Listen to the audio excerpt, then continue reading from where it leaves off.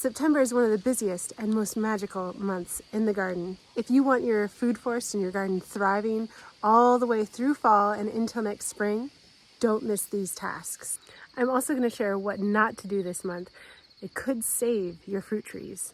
September is the start of planting fall bulbs, which has got to be one of my favorite things in the world. And I'm actually going to be doing a video very soon of where I plant over 1,000, close to 2,000 bulbs in my garden and the yard area of this homestead. And I'm going to be really excited to show that with you guys. So keep a lookout for that. In fact, subscribe now, and then you'll be able to find that video easily once it comes out. Some of the bulbs that you can be planting, I've got a handy dandy list. I'm really excited about this. I came prepared.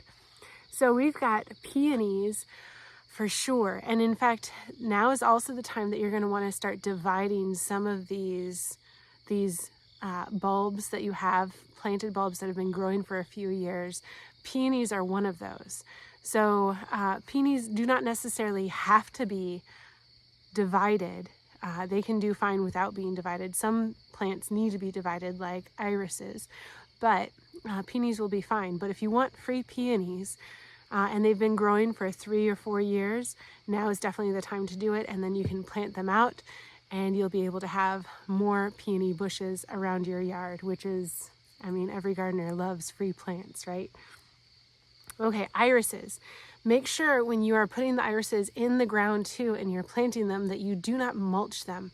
There's going to be a lot of mulching tasks this September, but definitely not mulching your irises. Those tubers actually need to have sun on them so that they don't rot and mold. So they really like to have the tops of their roots or their rhizomes up above the soil a little bit. So we're also going to want to do daylilies. We're going to want to do like hardy hibiscus, and we're going to want to do things like hostas and phlox.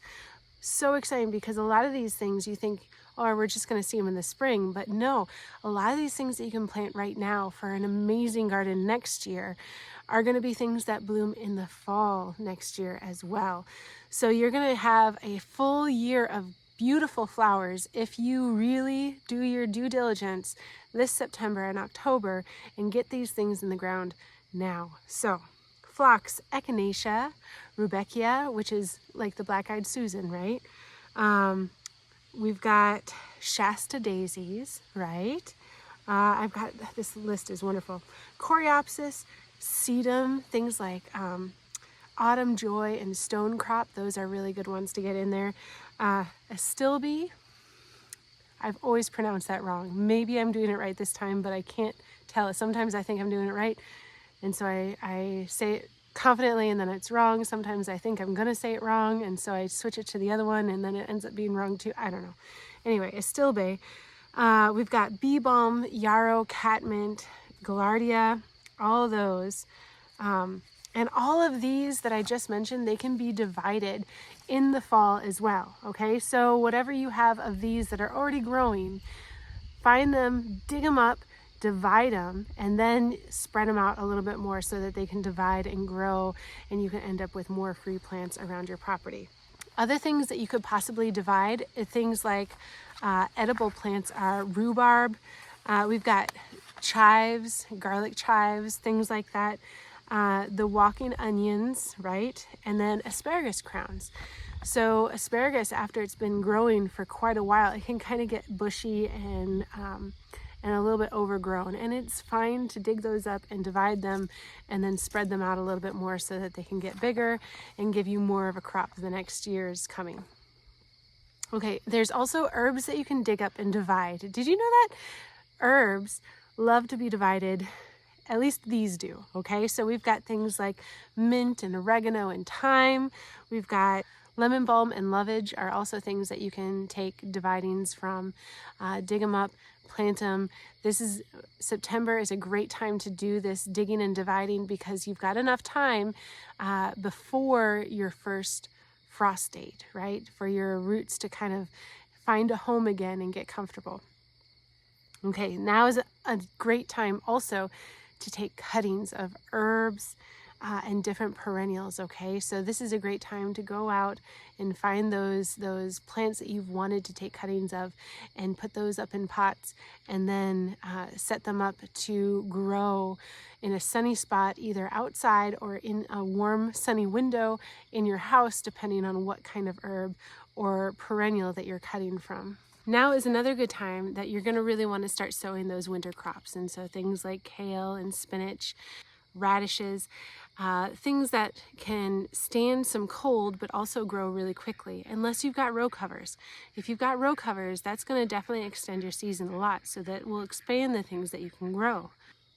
Comment below what seeds you're planting in your garden this fall to have a wonderful harvest of beautiful food, even in the fall months, which I almost think that is more fun to plant in the fall and the winter if you can manage it, if you've got those row covers or a greenhouse or something like that, because you don't have to worry about all the pests.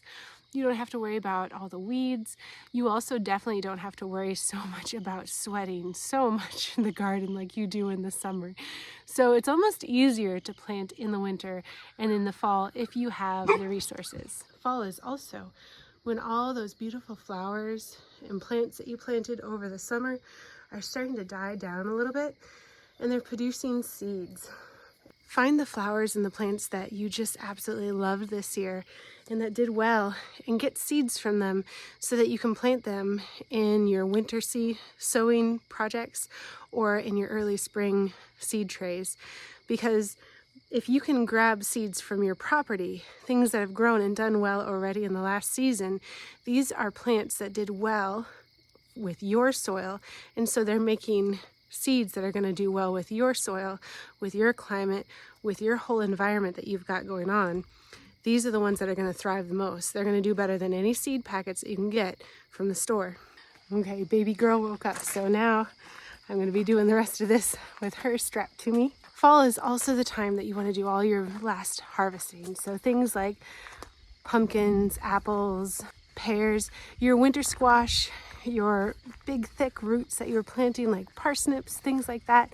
Those are the things that you're going to want to be harvesting now and putting up for winter, so that you have some really good stuff ready for Thanksgiving and Christmas and all those wonderful meals that are going to call for those squash and those pumpkins and all the good root crops that we've got going right now. This is my betony, and I'm going to be dividing this fall. Pretty excited about it, as well as some daylilies that I'm going to be dividing. Good rule of thumb, knowing if you should divide it or not in the fall, is did it flower in the fall? And if it did, don't. So if you divide mums right now and then you plant them in different areas, yeah, you'll end up with more plants, but it'll be 2 years before you see blooms again.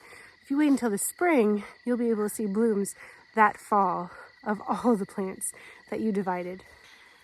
Now, I really need to warn you guys, don't cut everything back, because you're going to destroy the habitat of many of your beneficial bugs in your garden. In fact, one of the things that I would say to do during this time of year, especially in September and October, is I would say build little nooks and crannies for them so that all those beneficials have a place to live over the winter, and they'll be here in the spring, and you don't have to draw them to your garden anymore.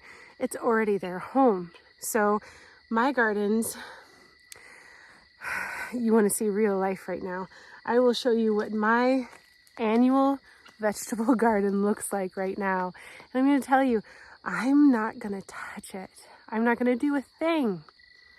This is my annual garden, and it is overgrown. It's got weeds a mile high. You can't even see the pathways. It's ridiculous. But look at all that yellow flower, right?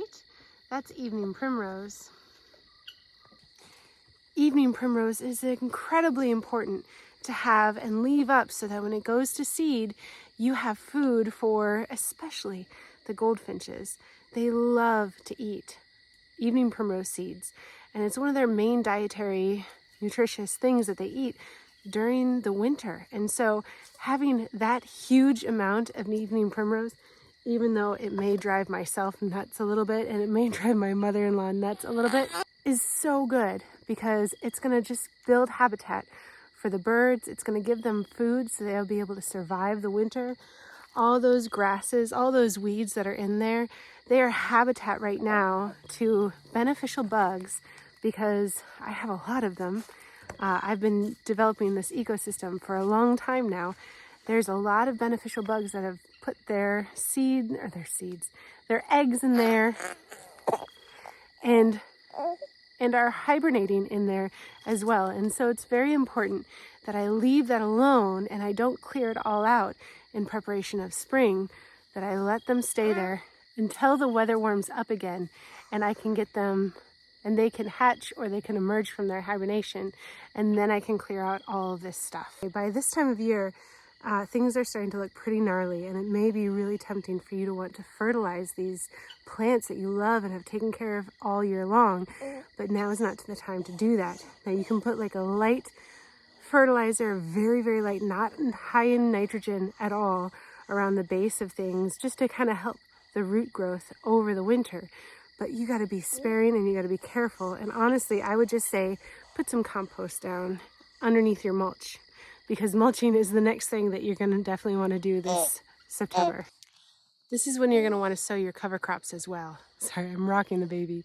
So when you are, when it's September, now is the time to sow things like rye and vetch and clover and stuff like that. Another thing that you're going to want to do in order to make sure that you take care of your fruit trees and not hurt them, this could potentially save their lives right now, is first of all, definitely don't fertilize, but second, don't prune them. And it's so hard. I want to prune mine.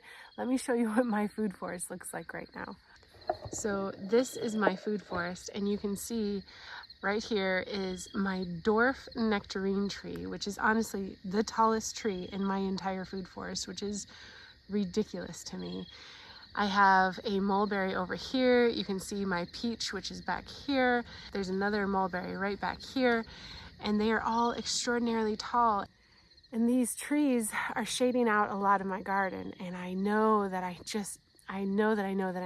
need to get these shortened, and I need to pretty much lop off the tops of them, but I can't do it right now because if I do, it's going to encourage an abrupt growth period for them, and they're going to shoot out new leaves and new branches, and it's going to revive them a little bit. They're going into dormancy now, and if I prune, they're just going to kind of go back into growth stage. And the same thing that happened with the fertilizer is going to happen here. And those new growths aren't going to be hardy, they're not going to be tough, they're going to be tender, and they're going to end up getting hurt by the cold of winter as it comes along. And then it's going to open up my trees to disease and injury as well. If we have like an ice storm, the chance of those branches breaking off and opening itself up to pests and disease later on as well, that way is also going to harm it. So I've got to not do the thing that I want to do the most right now, which is prune all this crazy growth that's going on, and definitely wait until everything is dormant. So don't fertilize and don't prune your fruit trees right now. And this goes for shrubs, this goes for perennials that are hardy, not the herbaceous ones. This goes for the ones that are going to be staying upright the whole time. So like my butterfly bush, I'm definitely not going to prune that yet. I'm going to wait until it's dormant, and then I'm going to cut it down almost to the base, because that's what you do. And we'll definitely go over a pruning video when it's time to prune those trees, and I'll show you exactly how to do it so that you can have the most successful fruiting tree the next year. Okay, so another thing that we're definitely going to want to have in the back of our minds this fall is cleaning out our messy corners, right? So where you were growing your seeds this spring, it's probably filled with a bunch of old seed trays, right, that are pretty dirty. That potting shed or that potting table that you have, I bet it's a little messy. I bet if you're like me, there's 2 or 3 shears out in your garden somewhere just sitting out, and you're going to lose them once the leaves start falling. Once the snow falls, they're going to be buried and you're not going to find them until next spring, and by then they're going to be rusty and they're not going to work as well as they could have. So now is the time to get all that clutter that's been building up all summer as you're so busily doing all the crazy things that are going on in the garden. You're going to want to gather those up, clean them out, because I guarantee when it's time to use those seed trays or any of the little pots that you have in the spring or in the winter when you're getting those seeds started, you're definitely not going to want to be outside hosing them off. Definitely, right? Because it's going to be so cold, your hoses might be frozen, your spigots might be frozen, or either that or it's just miserable to do it in the cold. So get it done now, get everything prepared so that when seed starting begins, your greenhouses, your potting tables, everything that you need is cleared off and ready to go. And if you take those clippers and all the little things that you're going to need for pruning later, gather them up along with those trowels and everything that you use as a tool in the garden this year. Put those away in a safe, covered area. But you can also take your bladed tools and put them in sand that has a little bit of oil in it, okay? So you're going to want to put some mineral oil or something like that in some sand and mix it around, and you're just going to want to bury the head of your pruners or whatever it is that has a blade on it.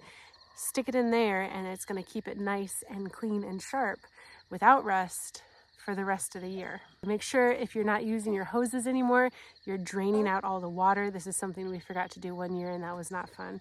So make sure you drain them out, right? Use gravity and get all the water out of it, and then roll them up and put them away somewhere where you can get to them next spring. And then just do like a little bit of tidying around your garden area, because I guarantee once the leaves fall and once the snow falls, you're not going to find that stuff. And I've been guilty of this every single year. I go out in the garden and I go, oh, well, this is where those are. I haven't seen these since last year, or something like that. Yes, my husband is getting on me about that often. He teases me. So anyway, that's definitely something that you want to be considering. Okay, those are the tasks and the chores that I have going on in my garden this September, and that's because I have a food forest to take care of and a garden to take care of, or rather neglect on purpose, right? Messy corners equals healthy ecosystems, and in my case right now, a messy garden is a healthy ecosystem. I may not like the look of it, but the bugs and the bees and the ladybugs and the birds, they adore it. And probably some snakes as well. September is about harvesting what you have and planting hope for the spring. Let me know in the comments, what's your top priority for taking care of your garden or your food forest this fall? Just a friendly reminder to you guys, we now have memberships available for our channel. And so if you are a member, with all this information that I gave you today, I have a downloadable PDF that has the list that I just gave you, including all the plants that you can divide, all the roots and the bulbs that you can plant, care for your fruit trees, stuff like that, in expanded form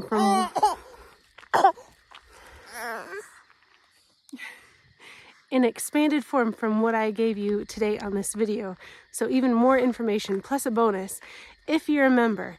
So make sure you join the club, become a member, and if you aren't a member and you still want a good download for a list, kind of like what I told you today, I've got one for you as well. It's simplified, it's quick, it's easy, but it will help get the job done.